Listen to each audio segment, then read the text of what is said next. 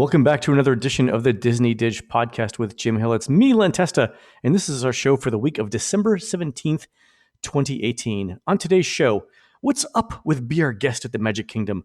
Plus listener questions, news about Galaxy's Edge admissions, and Jim has some information on Epcot cruises and Animal Kingdom tours while construction is happening around Walt Disney World. A quick note, if you're listening to this on iTunes, you may want to check out the exclusive other shows Jim and I do over at disneydish.bandcamp.com. Jim and I have done hours of shows on everything from Disney attraction history to things that never got built, and it only appears at disneydish.bandcamp.com.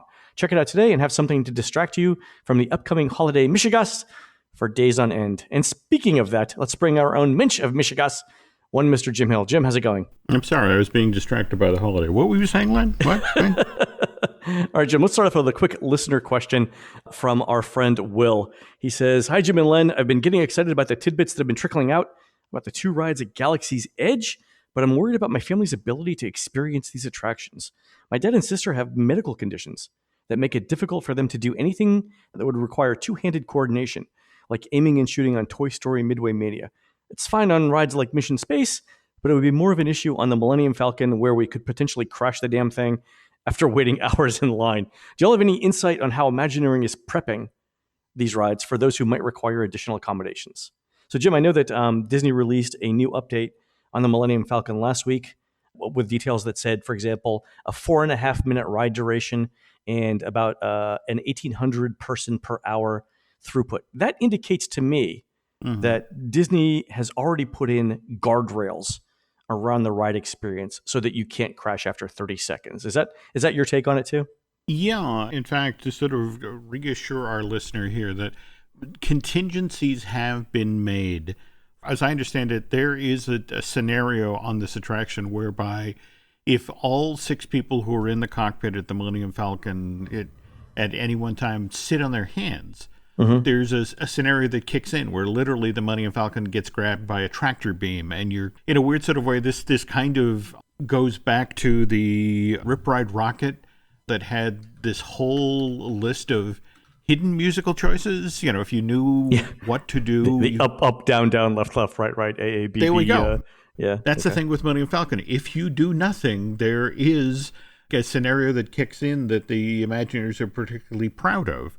So no matter what you do, if you're on board with a bunch of people who can't help but hit the buttons, there's a scenario that kicks in there. If the people have done their homework, there's a scenario there. I mean, especially during the playtesting period of this thing, they've done everything they can to anticipate people, after having spent that much time in that line, want a great ride experience. That's great. What they're going to try to deliver, even for those of us who can't get the DVR at our own house to work.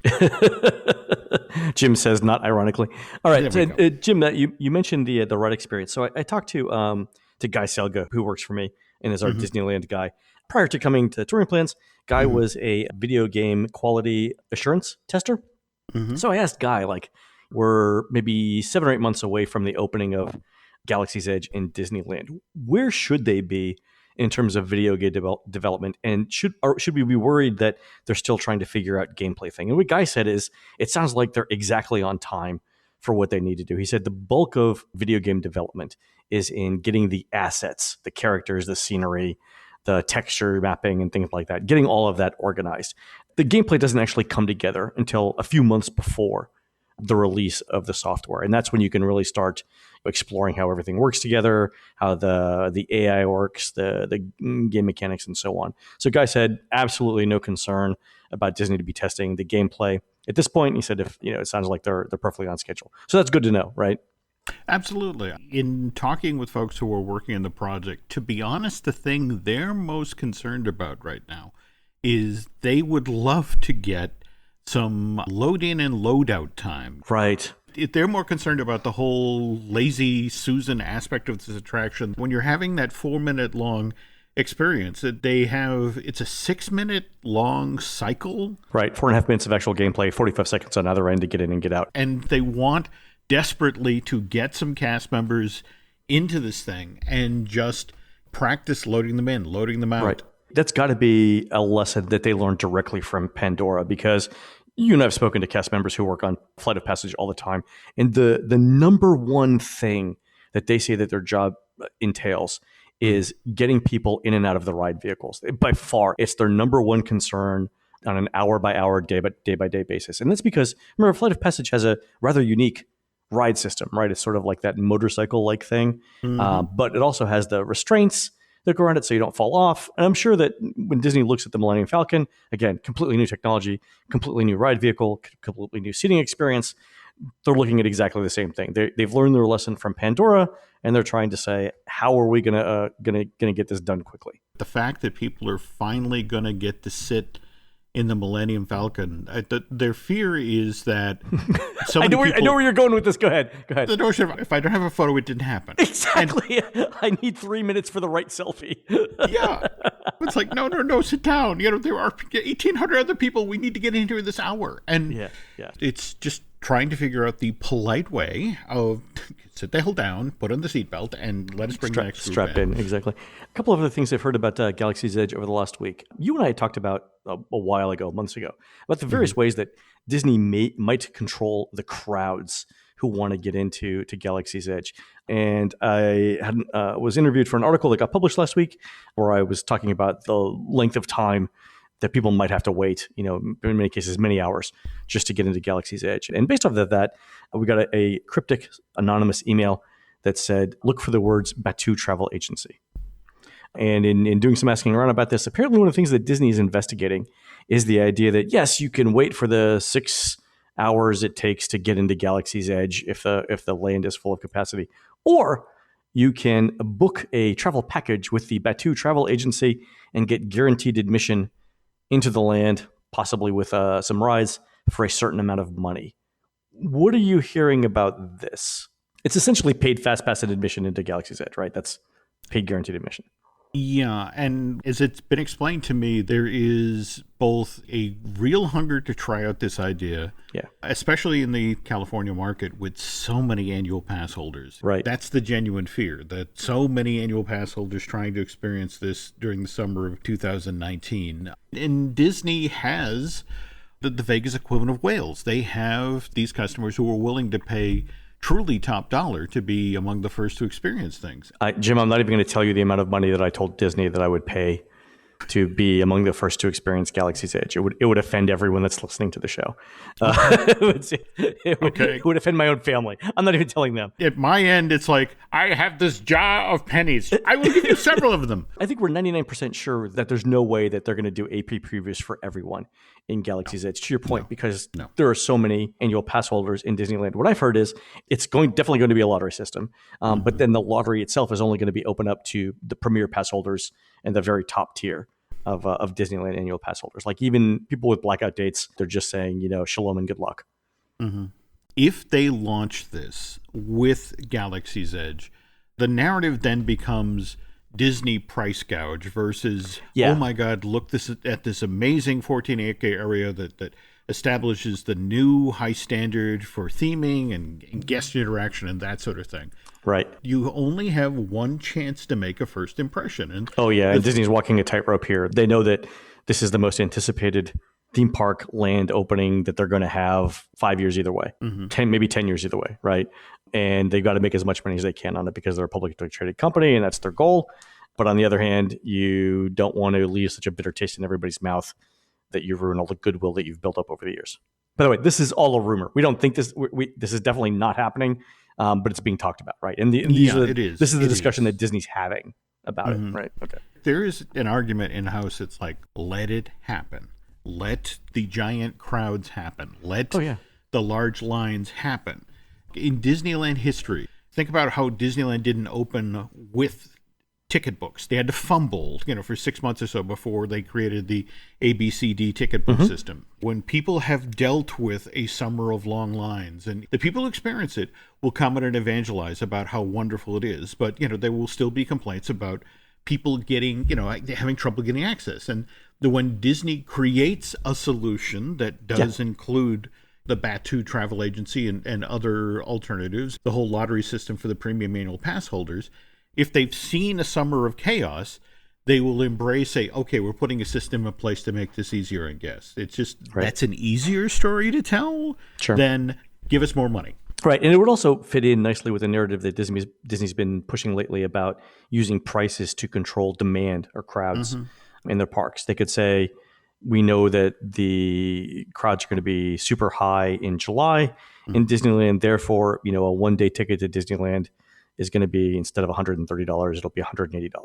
But even then, $180 isn't going to be enough to keep out the very, very dedicated fans. First of all, they probably already have annual passes. But even then, I was trying to think of a number, right, that would be high enough that the million or so Disneyland annual pass holders would not all converge upon Disneyland the first couple of days that Galaxy's Edge is open because the price was too high. And, you would say, again, admission is $130, give or take, for Disneyland for 1 day. What if they charged $300 for that 1 day? Would 90% of the annual pass holders just say, no, we'll go later on? I'm not entirely sure 90% would say no. No. What they found is the one thing that keeps biting them in the butt is you're not asking somebody to pay, say, $2,000 or $3,000 for their pass all at once. It's the cable bill. The monthly plan. Yeah. If you're breaking it up into 12-month-long chunks, there are people who would like, okay, it's a car payment, but I still get to go to my Disneyland. Yeah, so that's they've got a couple of things to work with there. I want to bring up one more quick thing, Jim, about Galaxy's Edge that we heard about in passing last week, and then we'll talk about the fact that I ate around all of Walt Disney World last week. But here's the thing: in the course of talking about this Batu travel agency with some sources, they mentioned that I was concerned about, even if you get into the land, the way to ride the ride still could be 3 hours long. And what are you going to do for 3 hours? But what I heard described back to me then was that the number of interactive games that will be available in Galaxy's Edge are rumored to be far more than I anticipated. I thought there might be a couple of windows like Sorcerers of the Magic Kingdom where you can go walk around, play a sort of game. But from what I'm hearing, the Imagineers are going for something much, much more complicated there. So apparently you can go from station to station playing these games and earn like reputation points that follow you around the land. You've heard of this, right? It's not just that. I mean, for example, the outside of Black Spire Outpost, you have these mysterious ruins of a civilization that's been there previously, and you'll have the equivalent of cave paintings and runes and that sort of thing. And one of the things that's supposedly being offered is that you'll be able to download an app that will allow you to translate the runes. And there's, as I understand it, multiple mysteries and treasures to be found if you can put the information from one set of runes together with a piece of graffiti that's found inside of the city. And it's different levels of storytelling. You always have to build a land or a theme park for the people who just like to lie on the beach, the people who like to wade and to swim, and and eventually the divers and the mer people. Right. It's like, for example, if you go to Toy Story Land at Disney Hollywood Studios now. I mean, how many people, as they walk through the land, ever get to see Andy's footprint?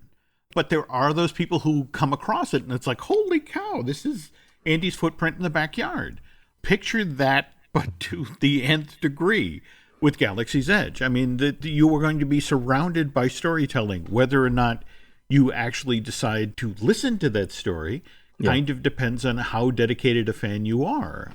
I didn't realize until I talked to this person to the degree to which Disney was embedding story, not only story, but personalization, right? The reputation points idea. I didn't realize how much Disney was embedding that into Galaxy's Edge. And my concern was, again, what are you going to do for 6 hours in Galaxy's Edge while you're waiting for your ride? And the point that I had made was, back when Diagon Alley opened in Universal Studios, I did literally spend 6 hours in Diagon Alley, and I've never seen the Harry Potter movies. I've never read the books, but I was completely entertained for 6 hours, going window to window and playing with wands and looking at these spells. By the way, I do understand that Disney will have in Galaxy's Edge some sort of version of, not a wand, but some sort of interactive thing that you can buy that helps with that. Have you seen there are patents on this that have been recently filed on it? I'm not sure if it's a lightsaber, but I'm not saying it's not either. We've got Scott Trowbridge, the former Universal guy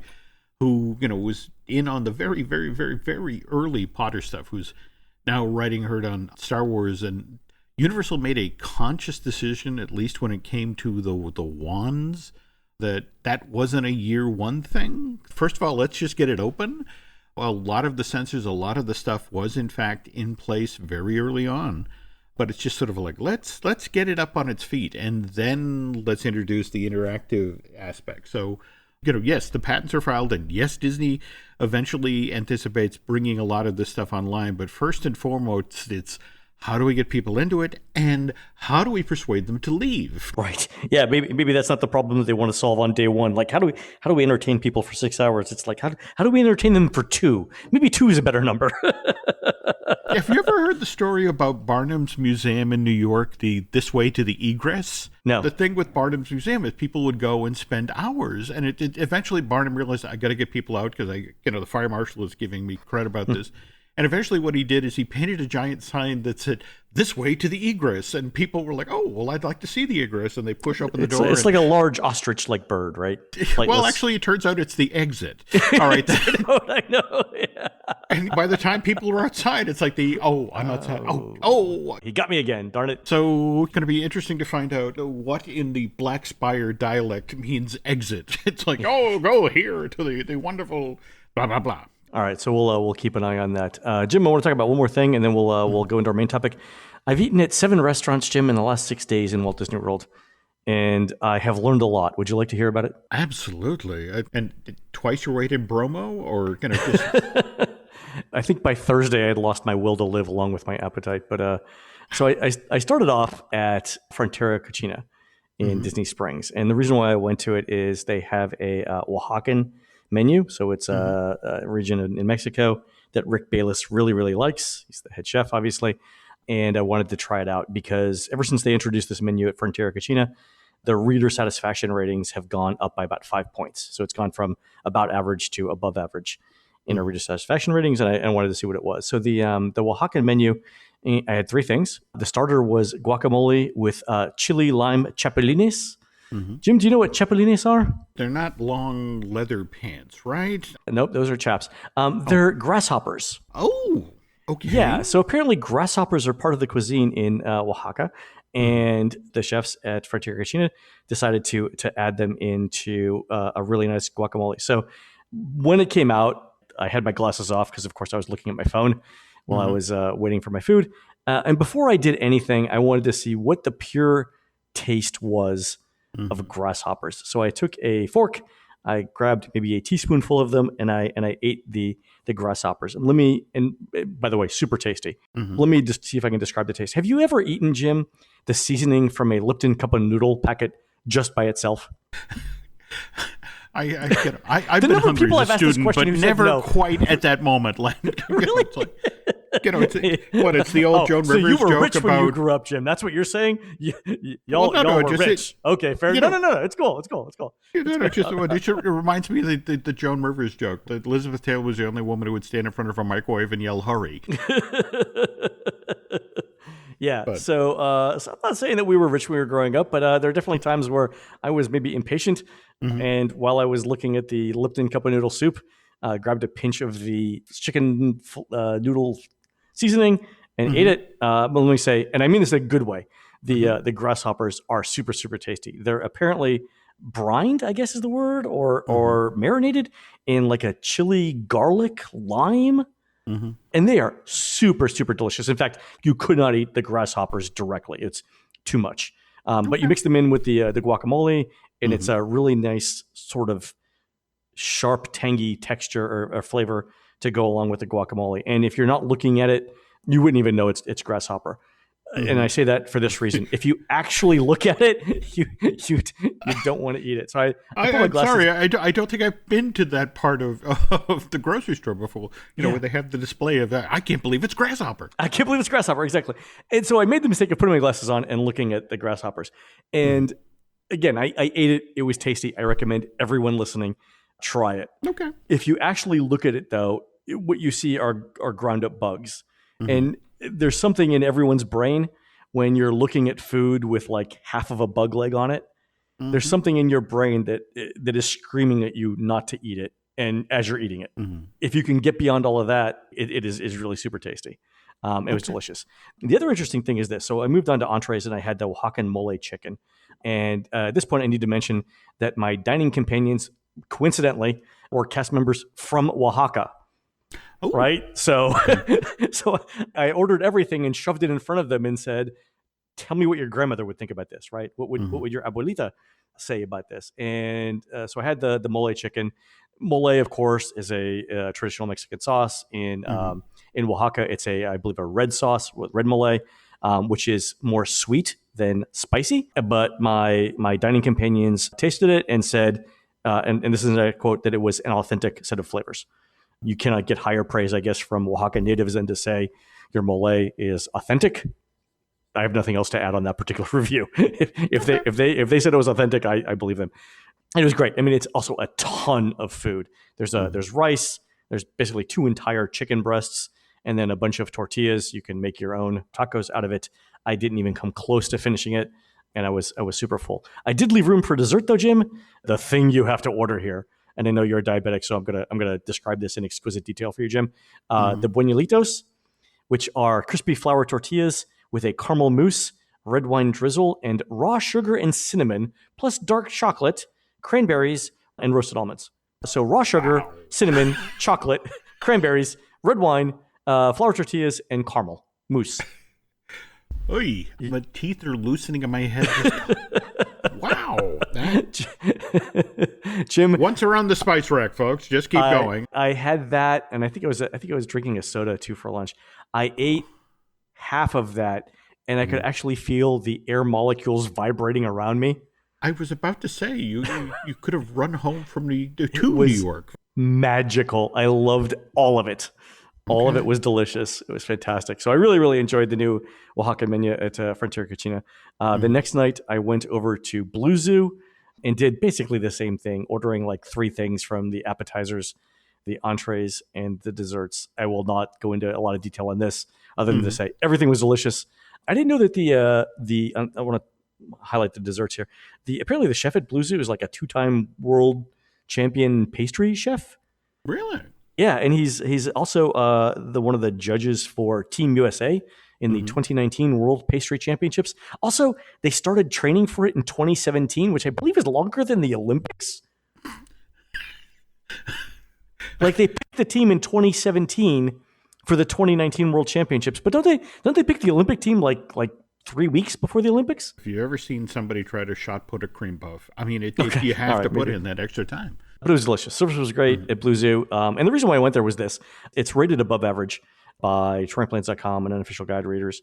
But it's not one of those things that you would put at the top of your list. It's not like on the tip of everyone's tongue. But it is really, really good food. So if you can't get into other places, it's a great option. I really liked it. Okay. The third place I went, Jim, and this was surprising to me, I went to Be Our Guest. So you know they Be Our Guest changed over in July to a new fixed price dinner menu. Are you familiar with this? So the new dinner menu works like this. You get a choice of one of 6 appetizers. So escargot, a lobster bisque soup, a salad, French onion soup, charred octopus, or a meat and cheese plate. So you pick one of those. You pick one entree, so roasted pork, lamb chops, seafood bouillabaisse. Isn't seafood bouillabaisse redundant? Aren't all bouillabasses seafood? Anyway, tortellini, filet mignon, or chicken. And then everyone gets the same dessert. And it's $60 per person plus tax and gratuity. So I went and tried it with a friend. I had the charred octopus. She had the French onion soup. The French onion soup apparently was good. The charred octopus itself, I thought for me, was not great. So it comes with fingerling potatoes, hearts of palm, and red pepper. Here are the 2 things that I thought were curious about it. Number one, it has some sort of like citrus glaze over it.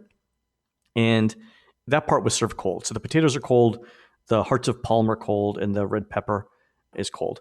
The thing that went over it was so acidic. So the citrus glaze that went over it was so acidic that it was almost like straight vinegar without oil on it. And I stopped eating it after a few bites. Okay. And that was cold. The charred octopus was warm, and so I couldn't tell.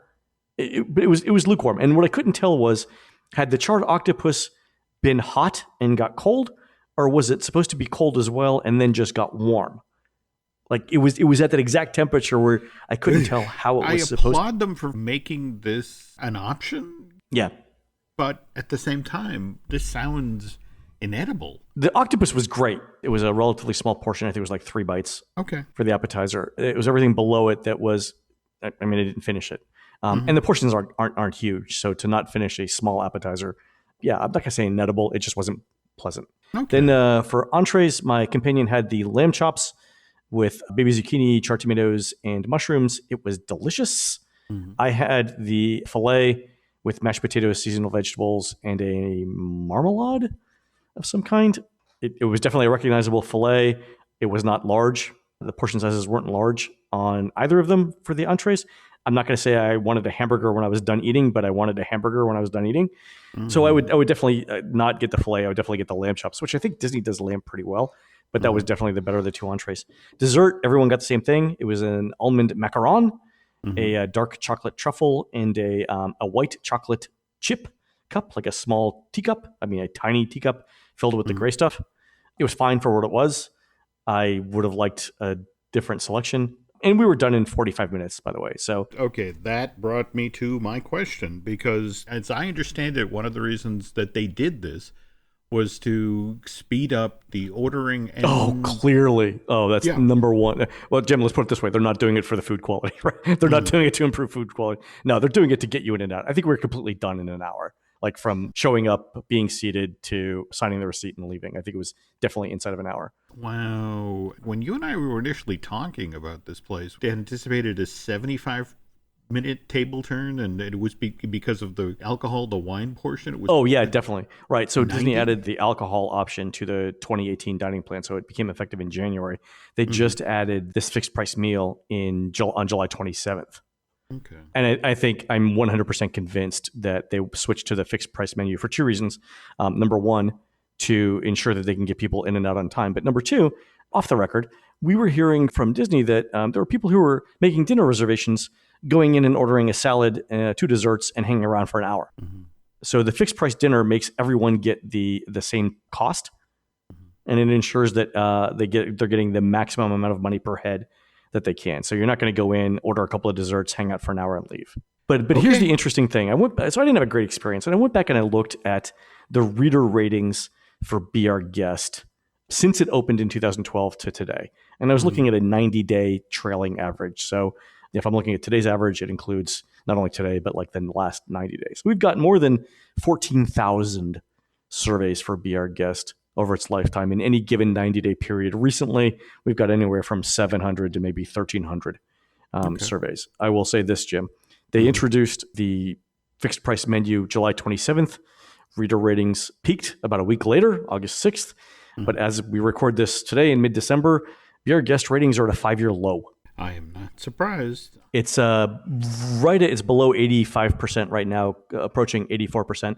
To put that in perspective, the average for all Walt Disney World restaurants is almost 90%, and our confidence interval around Be Our Guest is plus or minus 1%. So they're at least 5 standard deviations away from average there, which is a significant amount. They're not even close to average, is what I'm trying to say here. And so I went back and looked at other things that are rated highly in the Magic Kingdom. So in Magic Kingdom, Liberty Tree Tavern is rated higher for both lunch and dinner. You know that they recently reopened last year after a big restaurant redo, or a big kitchen redo. Crystal Palace is higher rated as well. Even in the same neighborhood is Skipper Canteen, which we've documented its tribulations for a year. Skipper Canteen is a better choice for meals right now, according to our readers, than Be Our Guest. If you're looking at lunch and counter service, Columbia Harbor House is a better choice.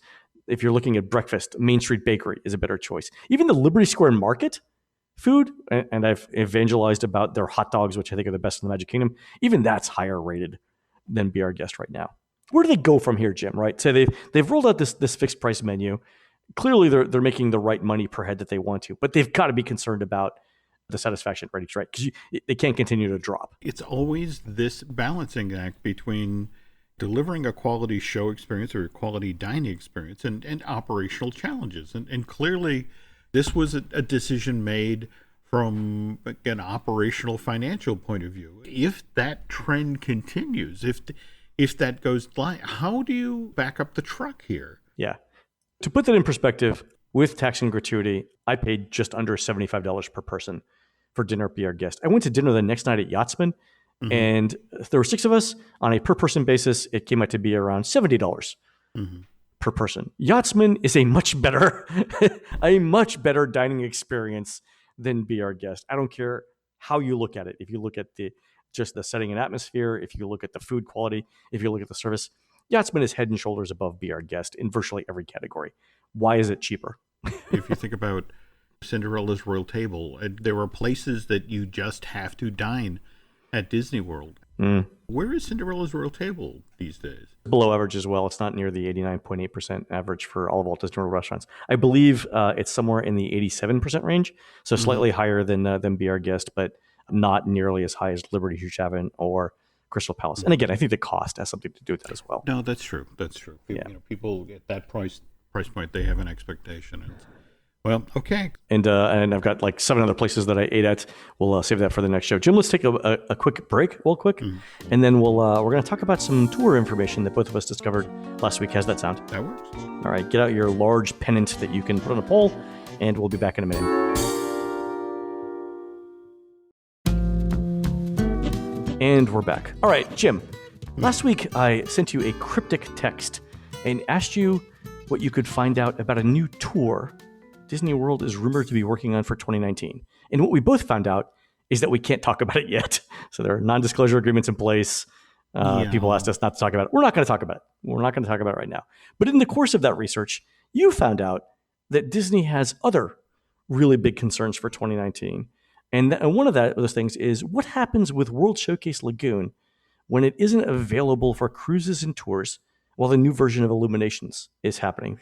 In an earlier show, we were talking about what happens to the fishing aspect of a Disney World vacation, especially for those folks who have enjoyed for years now going out onto World Showcase Lagoon on either a pontoon boat or in a nitro bass fishing boat.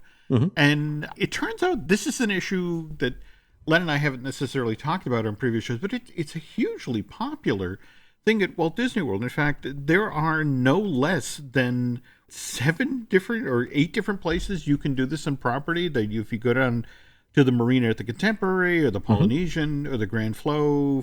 I had no idea it was this popular until we started getting email after we mentioned this show. But it's a family thing too. Like people go out with their kids, and apparently it's like the kids' favorite experience. Oh, that's it exactly. The weird thing is, you can book a 2-hour-long bass fishing excursion. You can book a 4-hour-long. Now, mind you, the stress here, it's catch and release.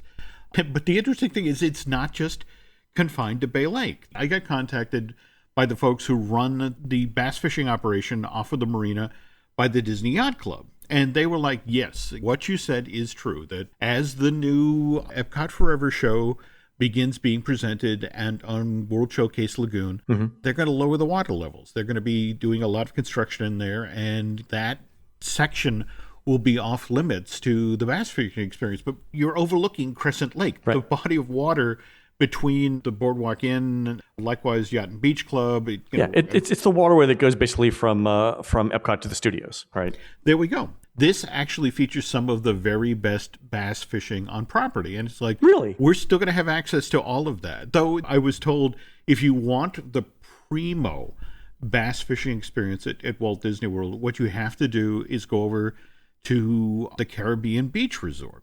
Really? There's a 45-acre lake, the 6 villages and the Riviera Tower, the DVC that's under construction right now, surround. And because so few people go over there to fish, it turns out they have the biggest fish and they're the easiest to catch. So if you're looking to give your kids a Disney fishing experience that they'll remember the rest of their life, go there. Everywhere else you've got these Bay Lake or Lake Buena Vista, the waterway just beyond Disney Springs. I want to say it's from the Port Orleans Riverside and Old Key West. They offer that whole walkway. Yeah, that goes all the way to Disney Springs, right?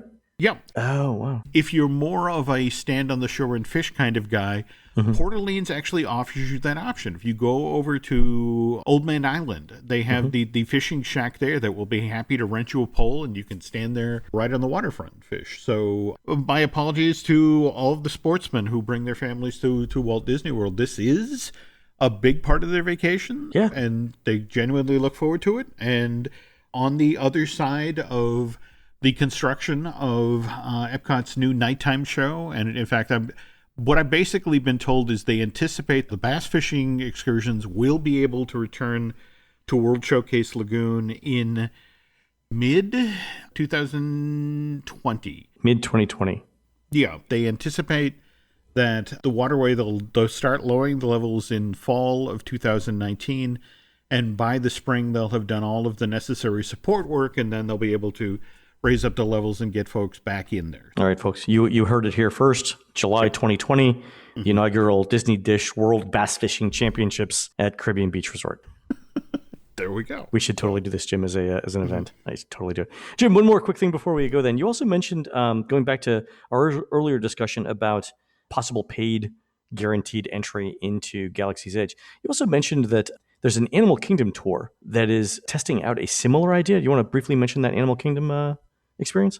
They've launched this Savor the Savannah nighttime safari experience. And my problem with that one is that, Len, you and I both know about how they've trained the animals. In fact, with Wild Africa Trek, is that they'll do 3 tours very quickly in the morning.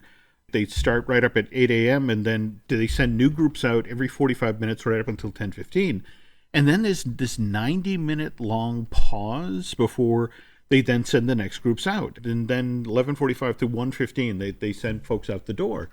And that's because mid-morning, they've actually taught the animals that they have to head back to the barns quickly for sort of a head count health check, and then they're sent back out to the savannah. And the Rhino Tour actually takes advantage of this. The Rhino Tour only happens once a day at 11 o'clock, and that's because if you go backstage to do this $40 hour-long tour, in that window of time is when the white rhinos have been taught to come back to the barn.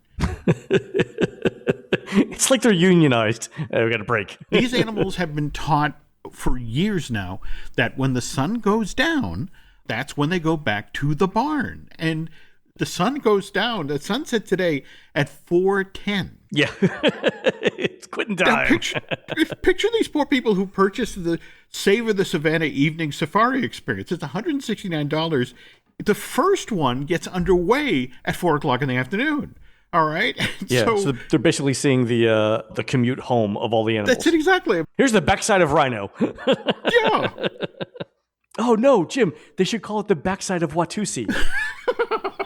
I'm getting T-shirts made. I guess the real irony here is that, you have all of these animal-based tours because, of course, it's Animal Kingdom, but then you have the Magic of Nature at Night tour, which it's a 4-hour-long experience. It begins at 2:15 in the afternoon.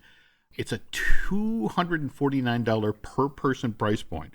Wow! But the whole notion of this is that they absolutely guarantee that in that amount of time, they're going to get you on all 5 of the theme, of Animal Kingdom's signature rides. So Expedition Everest, Kilimanjaro Safari, Avatar Flight of Passage, Navi River Adventure, and Dinosaur. There'll be a break for a specialty treat, or a signature snack with a specialty beverage.